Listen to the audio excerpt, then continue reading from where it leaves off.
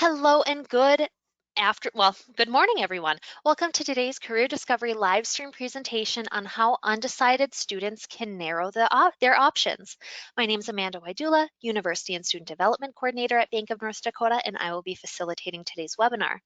During today's session, attendees will learn about how they can narrow their options if they're undecided about what they want to do after high school, how they can explore different interests, and the financial ramifications of entering college undecided or changing their major.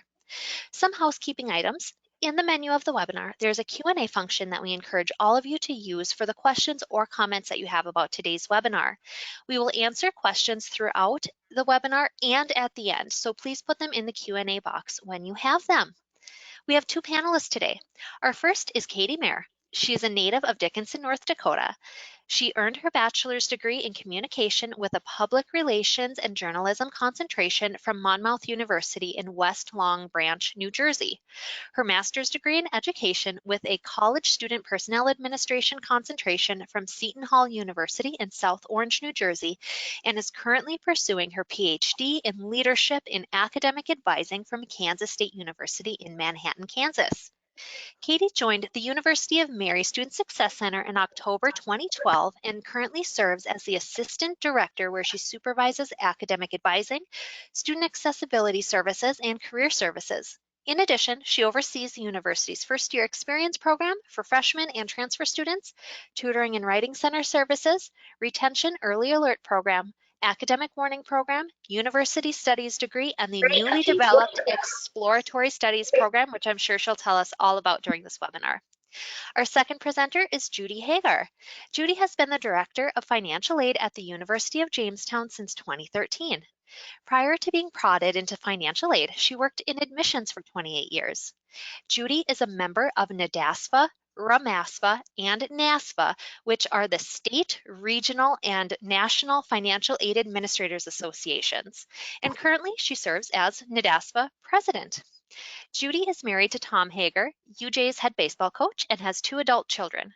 Judy's away from work enjoyments include spending time with her kids, reading, walking, cooking and baking, and of course, watching Jimmy Baseball. So thank you, Katie and Judy. We're very happy to have you here to talk about this topic today. So what does it mean to be undecided as a college student?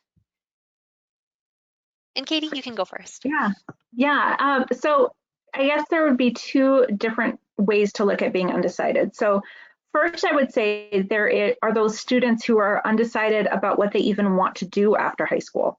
There's a lot of options for students after they graduate from high school as far as looking at two-year colleges, four-year colleges. Maybe they're looking for a career that would lead them more towards a trade or a certificate program. Students can go into the military or take a gap year. But when you're looking at students who are undecided in college, it's literally what it sounds like. It's students who have not yet made a decision about what they want to do. And of course, I would emphasize that the focus here is on made a decision about their major. So we're not talking about a specific job or career because those are actually different things. We're looking specifically at undecided students as those who do not have a declared major. Anything extra to add there, Judy? No, I think Katie covered it. Awesome.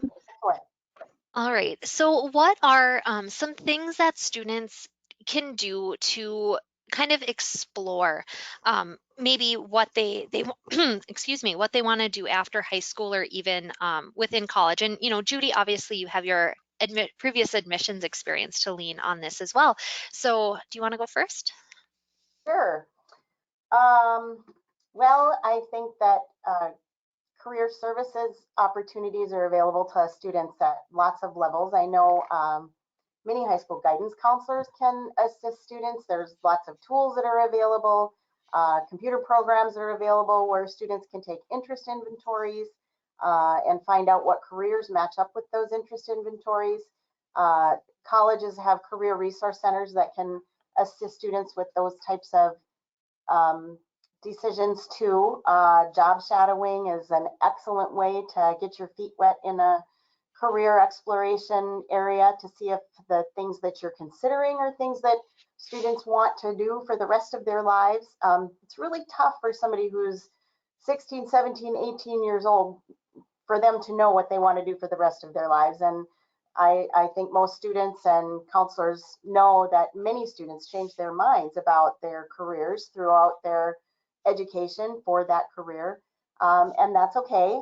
It's okay to change, and it's okay to start as an undecided student, especially if you're attending a liberal arts college. And many of our students at UJ will change their minds while they're here, and it's typically a pretty easy transition. It might mean a little extra time in school, but I think there's lots and lots of tools that are available for students to make that decision. All right, Katie, anything to add there? No, I think Judy hit most of it. I think that when you're looking at exploring, there's again everything that Judy mentioned. There's job shadowing, there's informational interviewing, talking to your high school guidance counselor, even talking to career services at a college or university that you're interested in attending. I think the big thing that I would tell students when they're exploring, though, is to first give themselves time. I see a lot of students that come into college and they declare a major, and a lot of times it's because they feel that they have to. That they have all their friends have declared majors, and they just feel that they have that pressure to declare something. So I think the first thing when they're exploring is to just give themselves time to explore, but also when they're doing that exploration, not just looking at majors and careers, but I think they have to do a little bit of self-exploration as well. So what are their interests? What are their values, their passions, their abilities? Because all of that plays into the decision-making process. So I think there's a lot of things a student can do, but I think the biggest thing that they can do is just make sure that they're giving themselves that grace and that time to make that decision, because it can be a big decision that could eventually cost money if they don't make the right choice for them right away. That's a good point. And we're going to talk about the financial ramifications in a couple slides. So you both mentioned that there's resources on your campuses to help students with this process. So I mean, Katie, you work directly in the literal department that helps with this. So we'll have you both talk about the specific resources on your campus. But yeah, Katie, if you want to take the lead on this Sure. first one. Sure. Well, I think any campus that you go to, whether it be 2 years, 2-year school, 4-year school, most campuses will have a career services department that can assist students. I know, University of Mary, we have a majors fair. We also offer one-on-one counseling for students to help them through that process. One thing that we are just starting this coming fall is what is called an exploratory studies program. So students can come to the University of Mary. They don't have to declare a major. They can declare themselves as exploratory studies. And what this does is gives them a little bit of breathing room to make an informed choice about what they want to do at University of Mary. So they're coming to UMary. They know that they want to attend our institution, but they just need that extra time and assistance in making their decision. And so our program has specifically, it's concentrated on the first semester, but it could go into the second semester. And we have students take a special section of first year experience taught by an academic advisor that not only focuses on the information and skills a student needs to be successful in college, but we all are spending a majority of that first semester and that class helping the student to explore different majors on our campus, explore different careers connected to majors, and to make that final decision. But the important thing about an exploratory studies program, which does exist at a lot of other universities as well. It's a trend that I'm seeing emerge. But the important thing is that students are getting that assistance while in college, but they're still making progress towards degree. So we still have our students taking our liberal arts core required classes that they need to graduate. So they're getting assistance, taking courses that they need to graduate, and they're able to then make an informed choice about their major going forward. And Judy, how about at UJ? I think those are great points. We also have a career resources center on campus, and I think that most college campuses that have those programs available will work with high school students if they If there's a high school student in their campus community that needs those resources that are available on campus, typically our first service is going to be to our own students, but if there's things that our career services counselors can help high school guidance counselors with, I'm sure that they would be more than willing to do that. I think another thing that we try to do, and I think we have the ability to do this as a little bit smaller campus, is we try to get students to take some of those entry-level courses in their major early, so that you're not waiting till your junior year to take classes that are in your major. Teacher education, for instance, is one area that many college campuses, you aren't student teaching until your senior year. So we try to get our students into the classroom much sooner than that. We try to get them into the classroom their sophomore year so that they can get that experience, so that if they determine that that's something they really don't want to do, they find that out earlier in their college career rather than later. So that's another thing that can be very helpful, is just getting your feet wet in those entry-level courses in that major area that you're leaning toward. That's really good advice, Judy. I remember when I was in college, and I have lots of stories about, in regards to this topic, but when I was in college, I was going into education, and yeah, they put us in the classroom, our first and second semester, and even, in healthcare. I know we hear this story a lot where students want to go into healthcare, but they get into their first clinical experience and they're dealing with a variety of body fluids, and they're like, oh, no, no, no.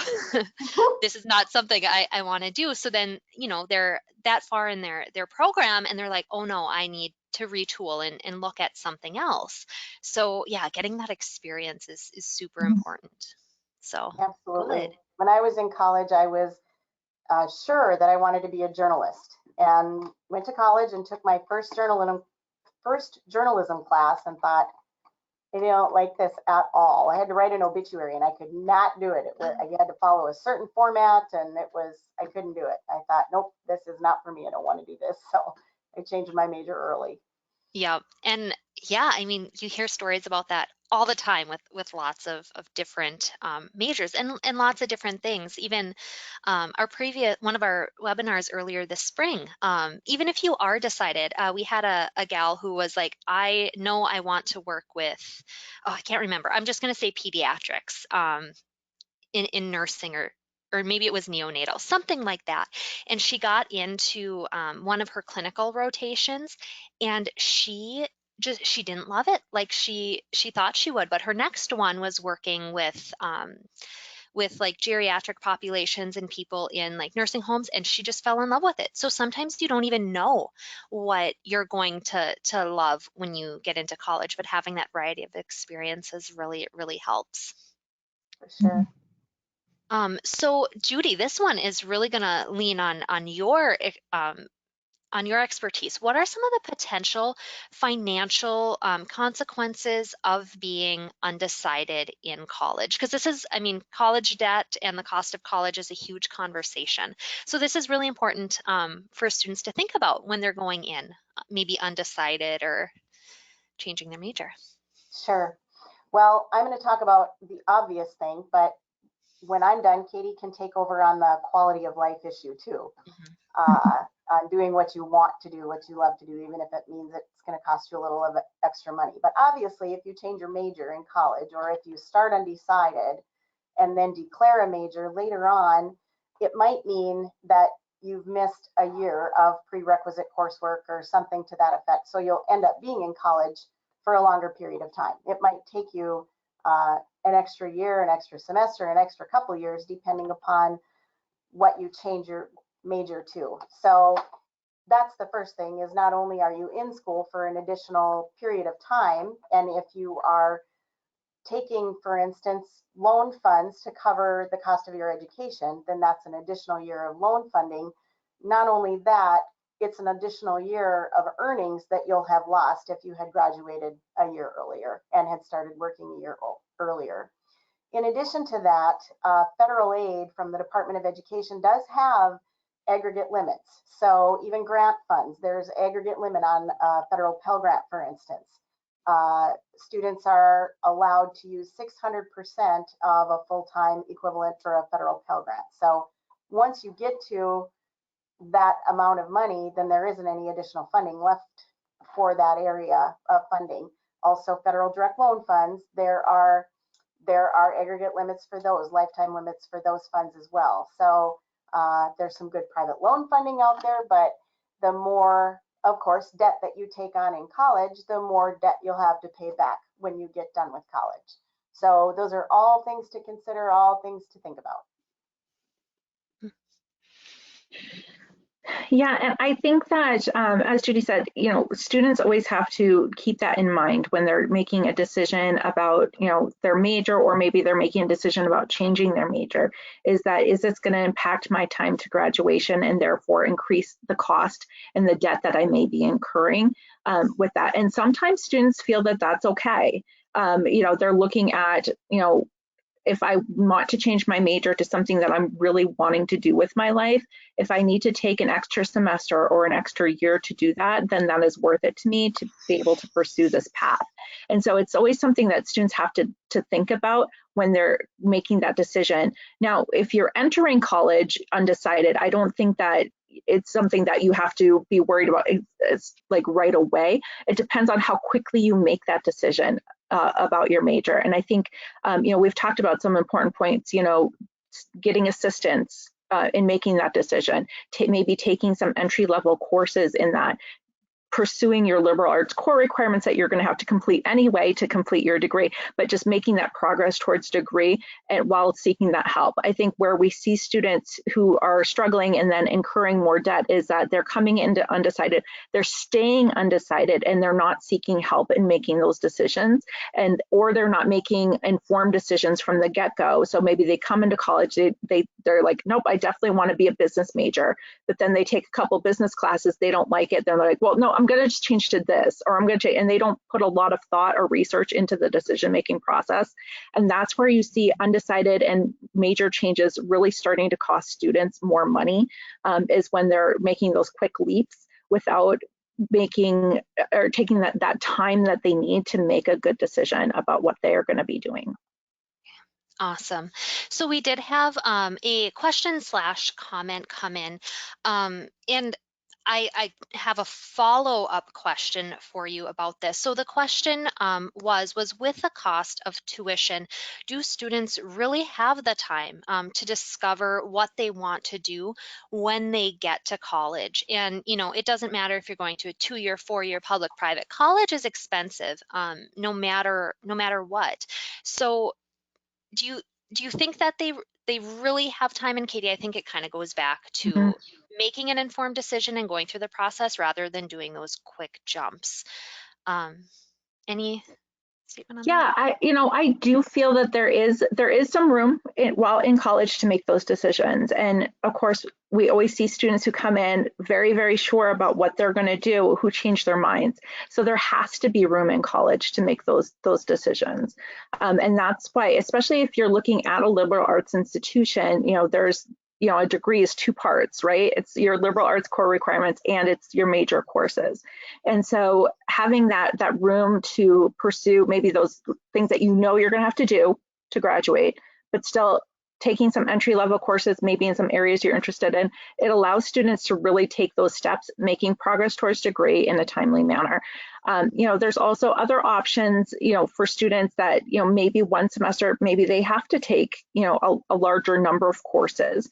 I know, Judy's school may be the same, but, an undergraduate student can take anywhere from 12 to 18 credits in a semester as a full-time student.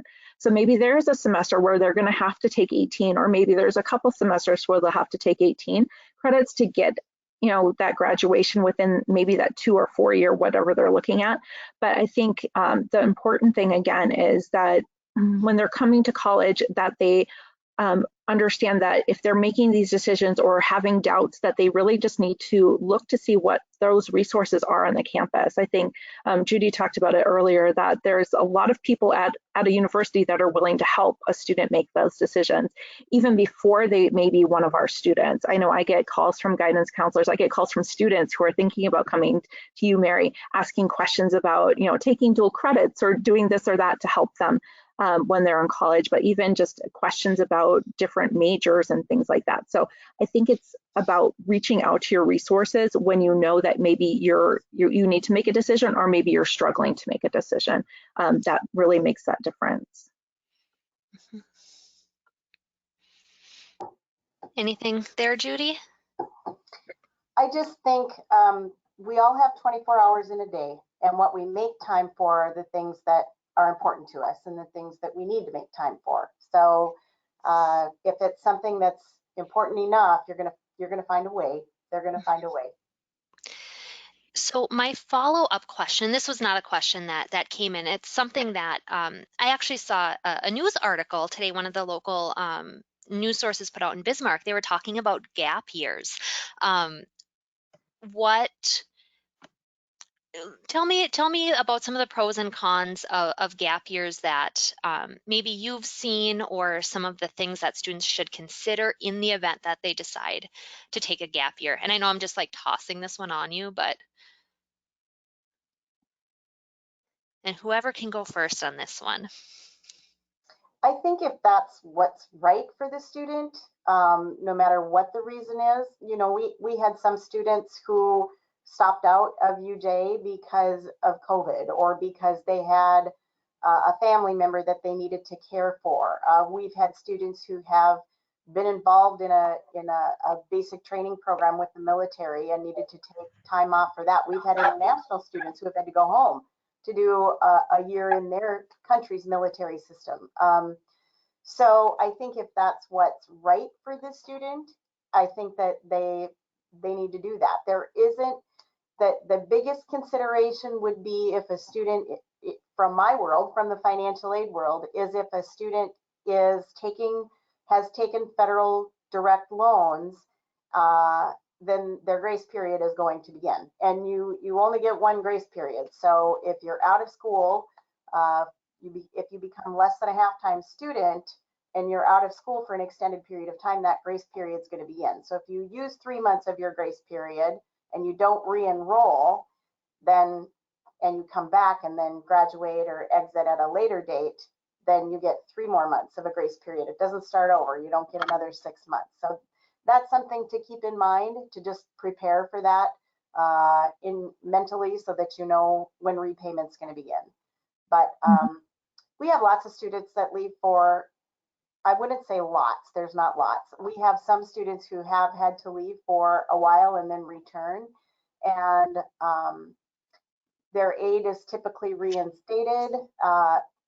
Students apply for federal financial aid and state financial aid every year anyway. They have to reapply every year. So if they're gone for a year and then return, there usually isn't a problem with that, or a semester and then return.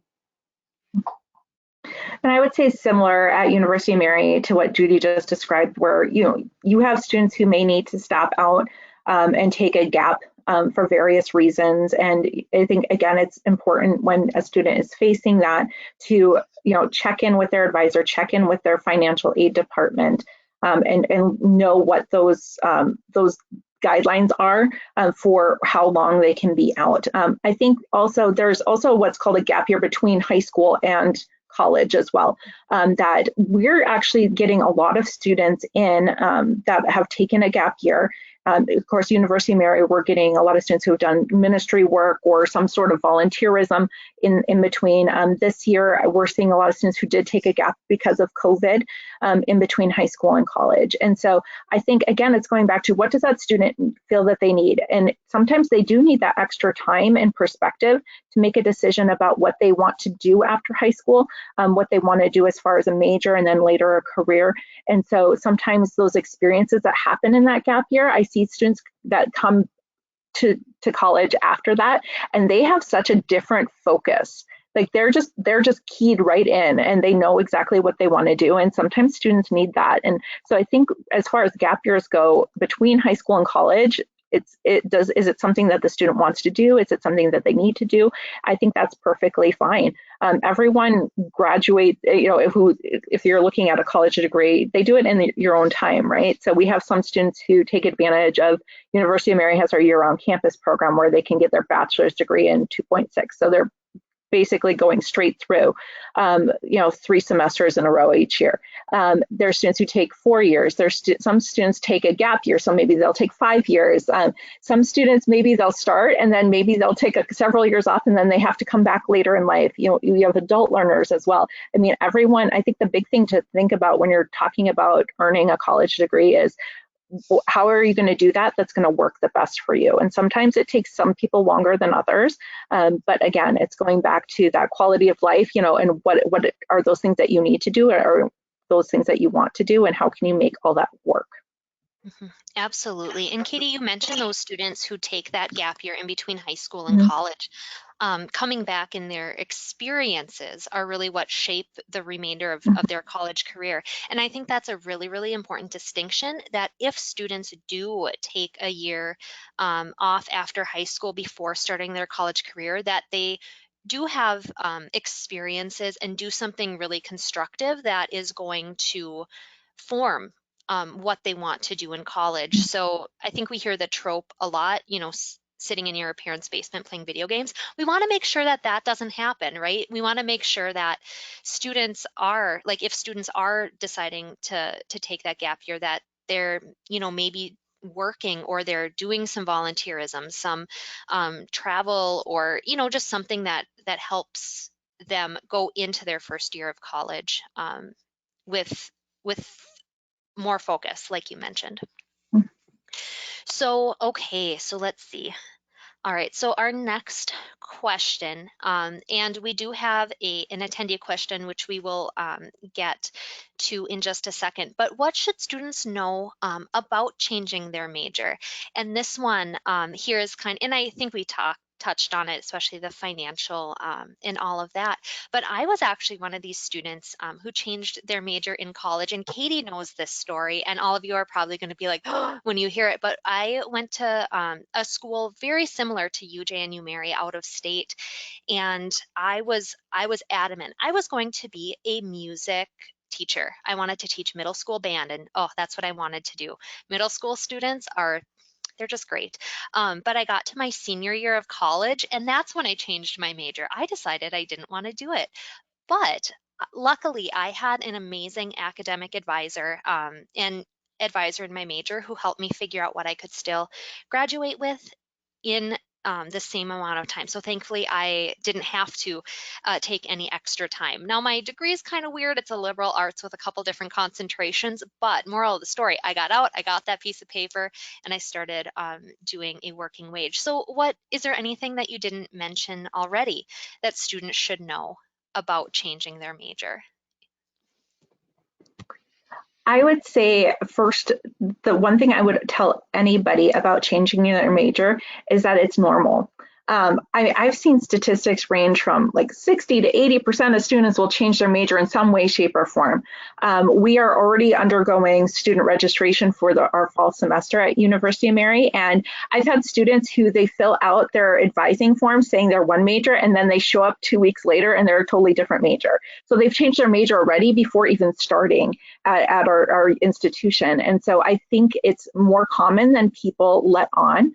I also think that students will tweak their major once they're in college. So I'll see students come in with a double major and then they decide to drop it, or maybe they change that second major down to a minor, or maybe they add a minor, or maybe they add a double major, so I think that sometimes students will get to the university and then they see the possibilities that are in front of them, and that impacts their decision to change their major. I'm a walking horrible example of my own of my own making. I came into college and I thought I had made a very informed decision. I was going to be a special education teacher. I had volunteered since I was in 7th grade at Camp Recreation in Richardson, North Dakota, which is a camp for the disabled adults. So I had volunteered for all through junior high and high school there. In my off hour, my senior year of high school, I volunteered in our special education room working with the teachers. My mother was involved with special education. I thought I had made a very, very informed decision. And I got to college and I took the first couple of classes and I didn't like it. And so I decided I wasn't going to do that, but then I didn't reach out to resources. So I went and did a lot of exploration on my own. I don't think I officially declared a new major until I was about a junior. And luckily I had picked communication. I had taken a couple classes in it already that I was still able to graduate in 4 years, but I didn't reach out to resources. And now looking back as an advisor, I'm horrified at my own behavior. But I think that sometimes, you can come in and you can have thought that you made a very informed decision, but experiences shape what your path is. And my path was not to be a special education teacher. At that time, I didn't think my path was to be in education at all, but here I am. But I think that, sometimes you have those experiences and that it does influence you to change your mind. So my big thing would say what students should know about changing their major is that it's normal, and sometimes maybe experiences will happen in your life that will steer you in a different direction. And the important thing then is I'm always going to go back to check in with your resources, check in with your advisor, your financial aid, professors, everybody, and really take advantage of that, because that's one thing I think universities have is they have this concentration of people that want to see you succeed. And so changing your major is always about, then who do I need to talk to about this to make sure that I'm on the correct path so that I'm going to be graduating still in a timely manner. Awesome. Judy. I guess I would echo pretty much what Katie said. Katie said it's normal to change your major. I would say a little bit beyond that, it's doable. It might mean an extra year of your life right now, but you're going to be maybe in that profession. You could be in that profession for 30, 40 years. So the trade-off might be worth it. Even if it costs you a little bit of extra money at the onset, the trade-off might be worth it. This has been a weird year. We've had a lot of students who have added a major because we have a lot of athletes at UJ, and they've earned an additional year of athletic eligibility because of COVID. So they can come back for a fifth year of athletic eligibility. And so a lot of them, in order to do that, needed to pick up some credits to be enrolled. So they've added majors. We've seen a lot of that. So weigh what it would cost you now in time and money against what it's going to look like for you. Maybe picking up a second major is going to make you more marketable. So weigh that against what you're looking at for years down the road. But yes, check your resources. Is your institutional aid going to be available to you? What's the impact on your federal aid or your state aid if you're receiving aid? Those kinds of things. Wonderful. So we're going to take an attendee question, and this is just a reminder for all of the attendees. This is your last call to submit a question to have Katie and Judy address. So this one is more specific to the UMerit Exploratory Studies major. What specific classes would a student take in that major, or is it pretty flexible? It's really flexible. So all of our students at University of Marion, and this is true of a lot of institutions, have a first year experience course. So that's a required 1 credit course that we have all of our students take. So that would be the one course that we would require them, and we're going to try to get them in a specific section that is for just exploratory study students. And in that section, as I said, we're going to cover those things that you see in a normal first year experience class, the information, skills, resources that a student needs to be successful. But a lot of that semester, they're going to be doing, different types of assessments. We're going to be bringing in our deans, our faculty members in to talk with them. We're going to have them interacting with our career services office. We're going to have them going to our majors fair, doing informational interviewing, doing all those things to help them explore. But at the same time, we're going to have them take their liberal arts core classes, or maybe a class that they're interested in. I know I have a student that I just talked to within the last 2 weeks who's going to be doing exploratory studies.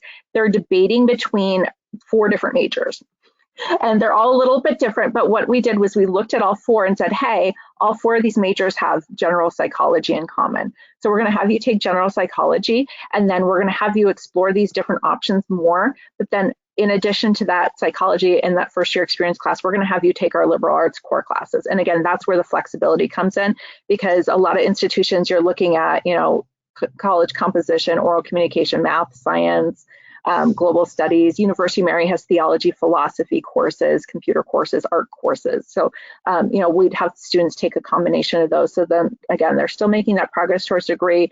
That student I spoke of specifically is taking a course that would be common amongst multiple majors that they're considering, and they're getting that assistance at the same time and making that decision. So it's a pretty flexible setup. And again, our goal with that exploratory studies is to help them make a decision within that first semester. So then they're making that, they can jump into those entry-level courses for their major if those happen to be courses that they can take in that first year. Wonderful. And we are just a smidge over time. So I always, just to be mindful of everybody's time, but is there any other advice that you two have as professionals in higher education, in working with students who go through, deciding majors, changing their majors, all of that, that you want them to know that we haven't discussed? I think we've pretty much hit it all. I love Katie's message to give themselves some grace. It's okay. Take the time that you need to make the decisions you have to make. Mm-hmm. And I would say, in addition, that I recently read something that 2/3 of students are overwhelmed with making a decision about their major. And so I think it's important, if you are a student who is trying to make this decision to, again, I want to normalize this process that people are undecided, and that's okay. To reach out to resources, guidance counselors, to reach out to students and provide resources to them, parents to talk with their child about what are their interests, what are their values, abilities, is there somebody's job that student has found interesting, and can you help them explore what would connect back to that as far as a major for them to be able to do that. So just really taking that time to explore and see what's out there, because there are a lot of options in our world today. And I think even with COVID, I think we've seen different professions kind of moving in different directions. So it's an interesting time to be exploring what you want to do with your life. Awesome. Well, thank you both so much for that. We did not have any additional attendee questions, so we are going to wrap it up, I guess. And for those of you who are out there listening, whether live or the recording, if you do have any questions at all in regards to this topic, you can reach out to Bank of North Dakota, and we can get you going in the right direction. And that's the important thing. We may not know the exact answer, but I can guarantee you we know somebody who does know the answer. So Katie, Judy, thank you so much for taking time out of your day to lend your expertise to this topic. And for everybody listening, this is our last Career Discovery presentation of spring 2021. So you can view this recording as well as all previous presentations from the last year on the Career Discovery tab on our Career Compass website. We are excited to plan, get some new programming ready together for next fall, but that is when we will see you. Thank you for everything that you've attended and all participated in this last year, and we will see you next fall. Bye, everyone. Thank you. Bye-bye. Thank you.